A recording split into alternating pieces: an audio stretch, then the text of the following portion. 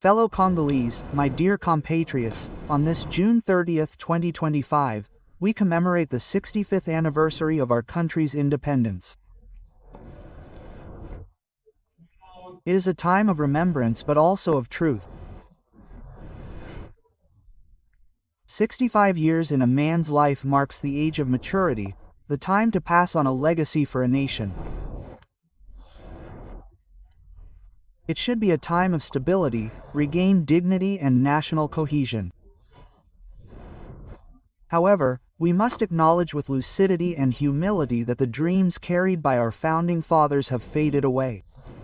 The strong, free, dignified and prosperous Congolese that they hoped for are struggling to materialize. Worse still, our country is today threatened in its very integrity. More than 100 localities, including major cities such as Goma and Buavu, have fallen into the hands of armed groups. The M23 and the AFC, with the support of Rwanda, are terrorizing our provinces of Kivu. The ADF is sowing horror in North Kivu. Lituri is experiencing the occupation of certain areas by the Rwanda army. And in Bandundu on the outskirts of Kinshasa, the Mobondo militia is spreading terror. These attacks on our sovereignty have plunged our country into a humanitarian crisis of unprecedented proportions. More than 25 million of our fellow citizens are in need of assistance. More than 2 million children are suffering from acute malnutrition. Nearly 7 million Congolese are internally displaced, exiled in their own land. Behind these figures, there are lives, pain, and families, and we cannot in all conscience turn a blind eye.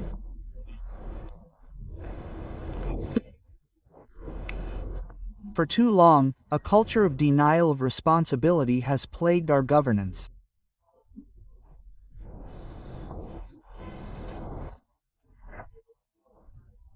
Yes, we are facing external aggression, but this can in no way absolve us from our primary responsibility, to protect our people.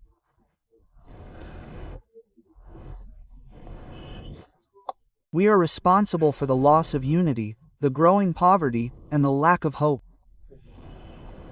But it is not too late. Congo can rise again, and it will rise again if and only if we choose to put the country above the nameless quarrels, as our national anthem proclaims. Through hard work, we will build a country that is more beautiful than before, in peace. This moment demands a surge. It is time to respond to the call of the fatherland, not to that of selfish interests. Article 63 of our Constitution reminds us of our sacred duty. Every Congolese has the sacred rights and duties to defend the country and its territorial integrity in the event of external threats or aggression. This call today goes beyond legal frameworks. It is a moral requirement, a historical imperative. As our country has just signed a peace agreement mediated by the United States, we acknowledge the positive momentum that it can trigger.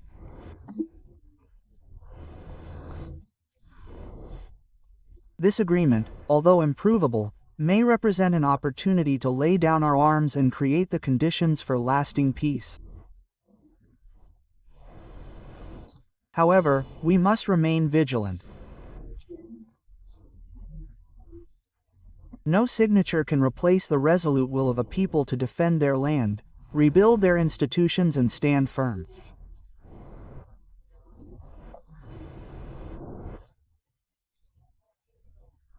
We call on our international partners to uphold United Nations Security Council Resolution 2773 to resolve the issue of the FDLR, which should not be indefinitely blamed on the Congo, and to clearly identify the facts. The aggression suffered by the DRC cannot be disguised as defensive measures.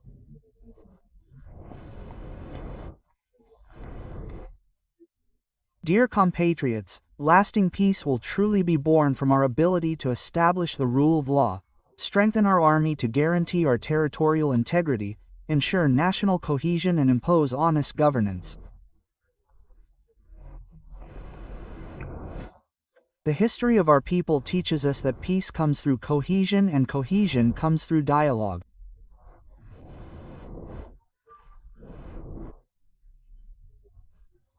That is why I am calling, with conviction and a sense of responsibility, for the immediate organization of an inclusive national dialogue between Congolese men and women, under the mediation of our spiritual fathers, to reflect on our interests, our truths and rebuild trust.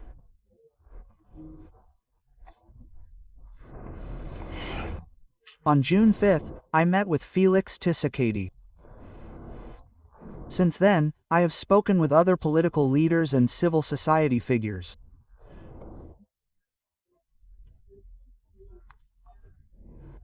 I have also informed the entourage of the main political groups in our country of my desire to meet their leaders in a spirit of responsibility and openness, because the time for sterile antagonisms is over, but for reconciliation and national cohesion.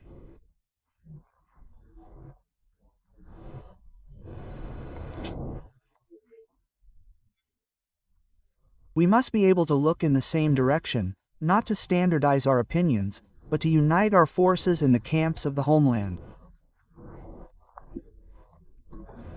Let us not fight the homeland, let us serve it.